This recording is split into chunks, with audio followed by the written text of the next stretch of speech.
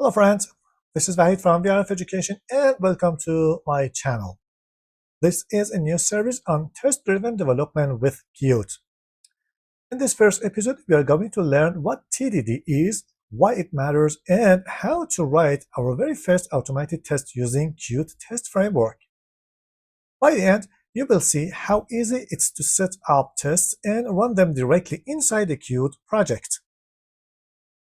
In this episode, we are going to talk about briefly about TDD, what is TDD, and why testing is so important. So nowadays, everywhere that you're looking for a job, they need you to know about test-driven development. And then we are going into details in our sessions. And then we are going to talk about Qt Test Framework, a framework that provided by Qt internally for adding tests to our projects. So it's one of the benefits of Qt framework that it has its own test framework with itself. Then we are setting up project, writing our first test code, and run tests with Qtest inside our Qt Creator IDE. Well, what is TDD? TDD stands for Test-Driven Development. It's a software development process. The idea is simple but powerful. You first write a failing test. Write a test for nothing. Nothing is exist, no business code. We just write a test and it's definitely failed. Then we implement the minimum code to make it pass. And finally, we can refactor our solution while keeping the test green. So first we have a ready state, writing a failing test, then write the minimum code to make it green. So now our code or the business logic behind the code is okay and meet our requirements. Then we refactor it. And during the refactoring phase, we need to be careful that our test state should be always green. So this has a big benefits. We can catch bugs early, and we can safely refactor the code. Most of the time, when we refactor a code, then bugs come out from the changes that we apply to our code. That is because we don't have any tests on that part of the code. If we have the test before we just release our products, we can be sure that the code changes are passing our tests. So it's okay because we write our test for the business logic that we are going to implement. And we always has fast feedback because your tests tell you if something broke. This is the important part of the TDD. It's not for right now, it's for our maintaining the code process.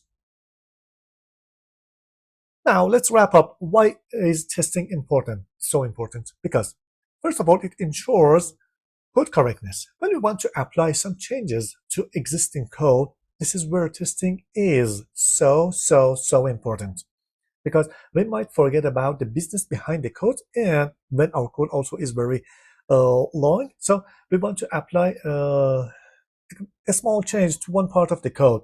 And in this case, we might get into trouble in future because we forgot to take into consideration other part of the code. By using tests, we can always ensure that when a change applied to existing code, it should pass all the test cases that we wrote before, so they should always be green.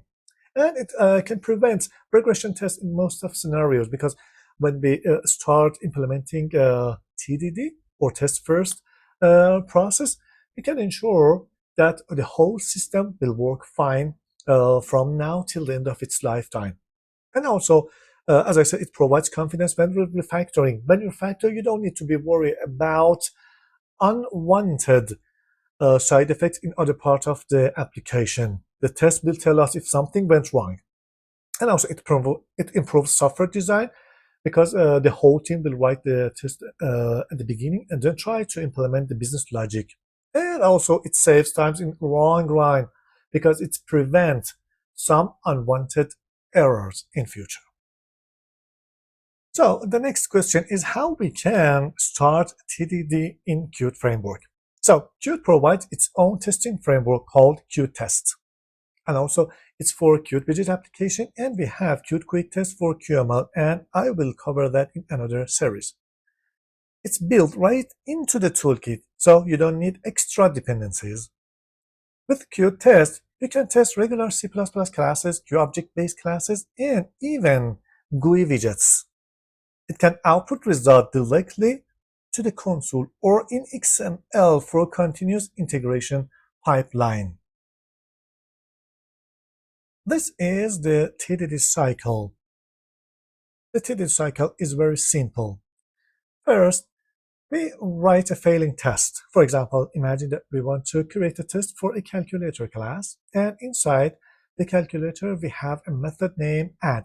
It accepts two integers as input and want to add them together. So we create a test class for our calculator, named it, for example, calculator test or test calculator. And then inside it, we have a method, a private slot. We will talk about it very soon.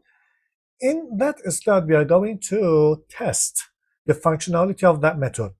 First of all, we don't want to create the business logic for that method, so we don't have any add method right now. So we just create a new test class, and inside it, we write a test. And because we don't have any logic, it will fail, definitely. And after that, we are getting to the second phase of the cycle. Here we need to write minimum code to pass that test. Well, so we want to create an add method. So we need to add a logic to that add method that add two numbers together and return the result. So this implementation will pass the test. And then we are getting into a refactoring phase. In refactoring, we can change the logic inside the code. Then, because we change the code, we are getting into test phase because we have something that our test not gonna meet that. So again, we are inside the test phase. We need to add the code to pass this part, and then this cycle will always, till the time the implementation is getting into a stable situation, this cycle will be repeat, repeat, repeat, and repeat. So this is the cycle of TDD. So how we can do testing? First of all, we need to have an application. So in this demo, I'm going to use Qt console application, and in upcoming sessions, I'm going to use another type of application template. And then, as I said, for every single class in our application, we can have a test class. And our test class is separate from our business logic classes, okay? For example, we have a calculator class, and we need to create another class, for example, test calculator. And the test class should inherit from QObject class. Why we need to do that? Because we are going to use private slots to add our functions that going to test our business logic. So all the functions that need to run as a test case need to be labeled as private slots. And also, because we have slots, we need to use QObject macro in the beginning of the class. And also at the bottom of the class, we are going to use this macro, qtest_main. By using this macro, we are going to tell the Qt, okay, we have a test class here. Please run this test and continue if all the tests passed. And if if we have at least one test failed, we need to recheck the project and modify the code to pass all the tests. And the final step is to running the test. When we want to run the test, we can run it directly inside the Qt creator. Or we can also use some command line or CLI tools to run the test. But most of the time we use Qt creator. And we can get the report of success or failure for each test independently inside the Qt creator. And also the output can be integrated with CI tools. For CI/CD purposes, you can integrate the result to the tool, so the tools can know if it's possible to apply the code release to the deployment or not. So this is enough for the slide. Let's move to Qt Creator and create our first application and add the test for our business logics. Okay, let's jump into Qt Creator IDE and start our first project and make use of Qt Test Framework. So if I use new project, Most of the time we use these templates: QWidget application, console application, or Qt quick application. But as you can see here, we have a template for a test project. Here we have Qt test project template, the one that we are going to cover in this series, and a couple of other test templates. Qt Quick also is for you QML, and these are some external libraries such as Google Boost or Catch2. These are popular libraries for testing out there, and Qt right now support them, and maybe in another series I will cover them also.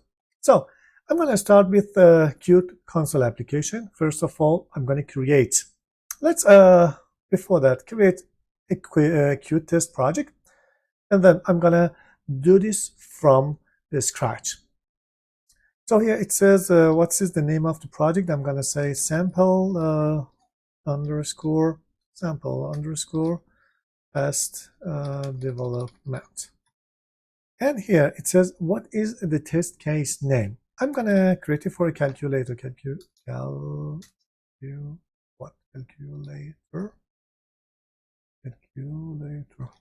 Oh, I'm going to say I requires Qt application. Q application. We don't have GUI application right now. And there's one option here, generate initialization and cleanup code. Most of the time when we want to do testing, we need to initialize our objects, and then after test done, we need to clean up the memory. So using these options, we can, let me also add it. We can do this before starting the test, initialize our object, and after finalizing the test, we can clean up the memory and release the resources. And the build system, I'm going to focus on CMake in this video, but you can use QMake also.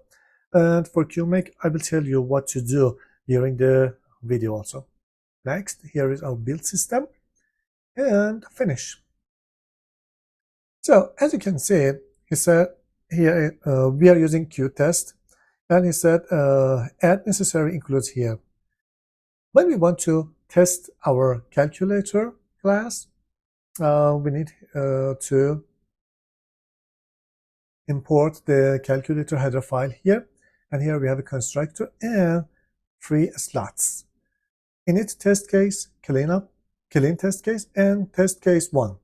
So these two used automatically when we want to initialize our test scenarios and called automatically. But this one is used for testing. So we need to implement these methods or these slots here. For any test that we want, we need to have one specific private slot, and do not combine tests together. Use one slot for each test. And here is the way that we implement it. So again, here, as you can see, our test class should inherit from QObject class. We need to use this QObject micro to be able to use slots. And at the bottom, we need to use QTest_main and then pass the name of the test class. So the name is not clear enough. I will change it when we want to manually create it. And also, we need to include the mock file for this calculator test class. So this is the test class, and let's also open the CMake file. Here inside the CMake, we need to looking for this inside the Qt6. We need to find a package, and that package is test. We need to looking for package test to be able to use Qt test. And also here for execute, we need to say we have a test underlying calculator file, this calculator CPP, and I want to name it calculator as executable. And here I'm going to attach it to my final executable or our final libraries. So I'm going to say I have a calculator, it's here, and I use private, and then using Qt, the main version is 6.test. So using this target link libraries call, we can attach our test to final executable to be able to call it when we want to execute our program. And then nothing more. This is the way that we are going to create our test project. So I'm gonna close this project and start another one from scratch. Okay. And let's do a review before creating our first project. Here, I have an application in my app. Here we have two folders, SRC and tests. In SRC, I have the main entry point of the application, the final project, the executable codes, and there are some files related to my business. We don't need to know anything about them. But here we have two different classes for covering our tests, test calculator and test user. Again, like the main application, each test file should has its own entry point. That cute test main micro that we just talked about inside the slides, this one, we will see it very soon. And we can combine these together, but for now, for the first step, each test file should has its own executable. And we need to do a couple of configuration if we want to have all these together in one CMake file. Well, let's see how we can put them together. Let me paste some code here. So this is my project definition, and also here I turn the automatic mock also on. If we are not going to separate the test file into two files, H and CPP, we need to set it to on. And here we find the packages, Qt6 required components, core GUI widgets, and anything else. And along with them, we're looking for test package. And here I am in the application area. So I said add this one to this executable, my app, main folder, main entry, main window, calculator, CPP. And also I just target link libraries with these modules, core, GUI, widgets.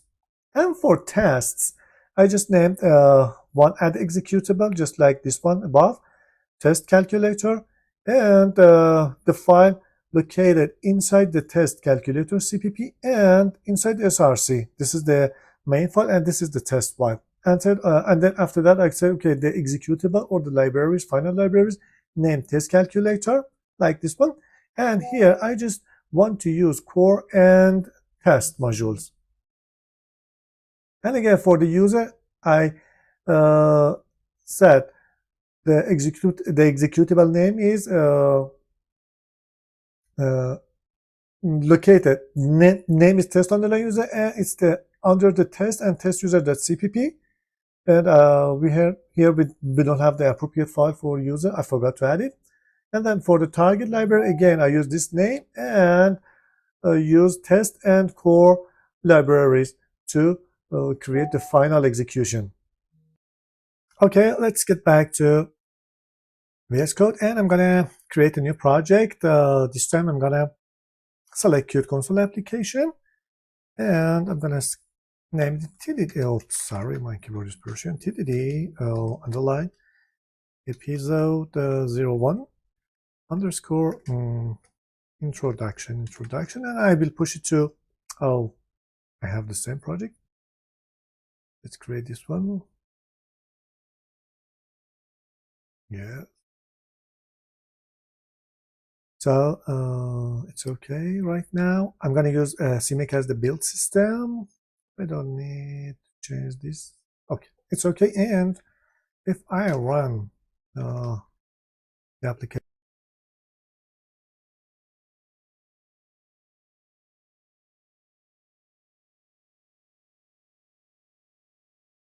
let's run it, and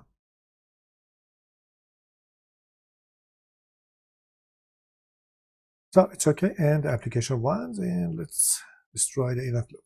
So let's jump into CMake file. Here we said that we need to look for the test also, and we can duplicate this one for the oops.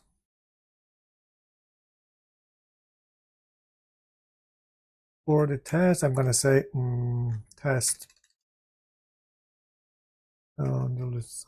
calc, and I'm gonna use test underscore calculator. Let's calculator CPP, and also I'm looking for a file named calculator.cpp. cpp, and copy this one,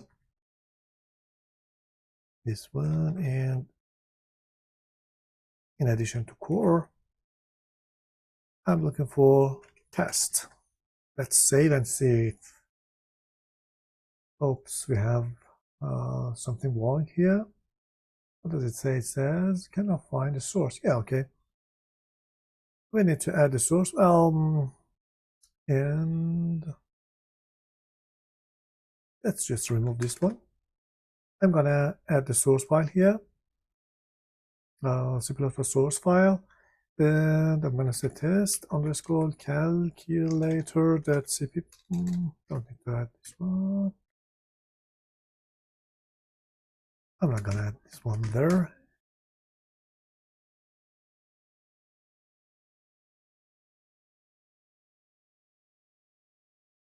Okay. And also let's add the calculator file here.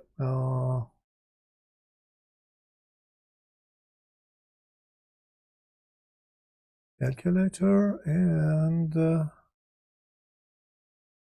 okay.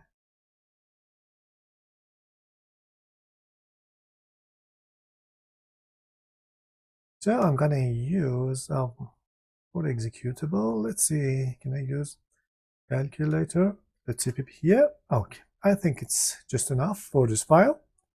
Everything is just set up and it added also here. So inside the test calculator, oops, we need to do a lot of coding. Let me copy that and paste it here. Okay, this is the test calculator.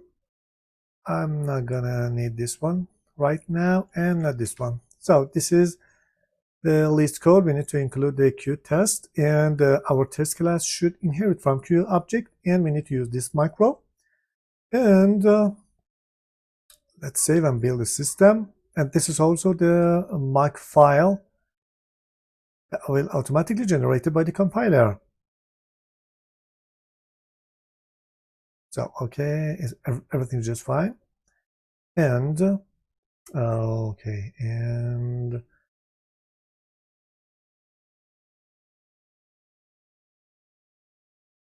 so here we can right click on this test project and run this one. So let's see what we have here. Start testing for test calculator, our class, and it says using Qtest library, the version, blah blah blah blah on the operating system. We have 3 passed private slots. Although we are not implementing these private slots, these are inside the base class and they called automatically. So we can then add them, this one and this one, to our classes and start initiating the test case or cleanup after the test done. So here we have total 3 passed and we don't have any fail or skip test. So we have nothing here. We just have a slot named test addition. I'm gonna create an instance of that method inside the calculator. I'm gonna add add method. It accepts 2 parameters, int a and int b, and I'm gonna implement it inside the calculator. I'm not gonna add any code here. So let's get back to this file, and for test the addition, I'm gonna say I have a class named calculator,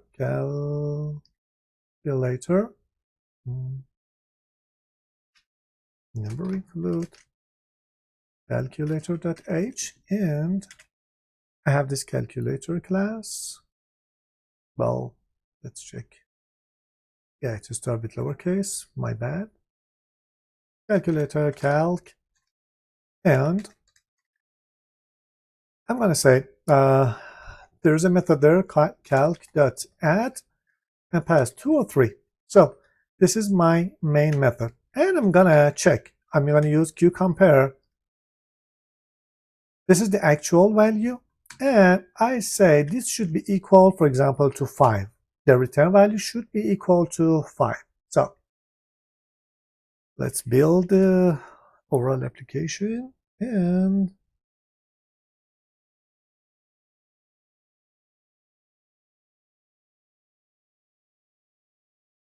indicating a specific test online calculated.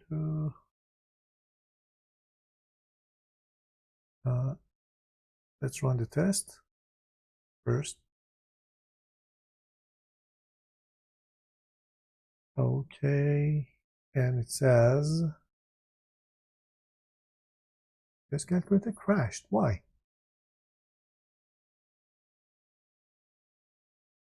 So inside here, I forgot to add the return type. I'm going to use int, and let's just fix the CPP file, typing, and I'm going to return just something irrelevant, 0. Now let's run the test once again. Run the test and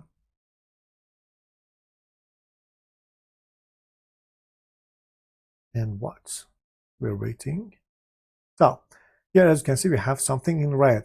It says the init test case passed, but for test addition, compared values are not the same. Actual value is equal to 0, the return type that we return 0 directly, but we expect 5. Failure location, and you can click on this one. This is where the code failed. And again, for the cleanup, it's passed because there's nothing inside the cleanup things. So we have 2 passed and 1 failed. So this is the report of the test that we added to our system. Now we are in the red state. Let's do the minimum code to make it what? To make it green. And I'll run this one.